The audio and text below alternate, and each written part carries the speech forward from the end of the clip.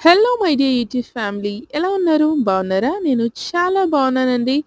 ఈ ఫోటోలో చూస్తున్నట్లు ఆహ్, టొమాటోస్‌కి కింద ఇలా కుళ్ళిపోయినట్టు ఎందుకొస్తుంది అంటే, ముఖ్యమైన కారణం ఏంటంటే కాల్షియం డెఫిషియన్సీ అండి. కాల్షియం ఉంటేనే పూత దశ నుంచి గాని, పండు వరకు అయ్యేవరకి చాలా బాగా ఏపుగా పెరుగుతాయన్నమాట టొమాటోస్ కూడా.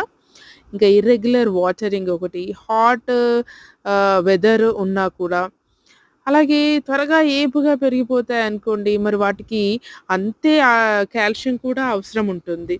అప్పుడు మనం సరిగ్గా వాటికి కాల్షియం ఇవ్వలేకపోయామనుకోండి, బాగా ఏపుగా పెరిగిన మొక్కలకి, అప్పుడు కూడా ఇలా అవుట్‌పుట్ ఇలా వస్తుందనమాట.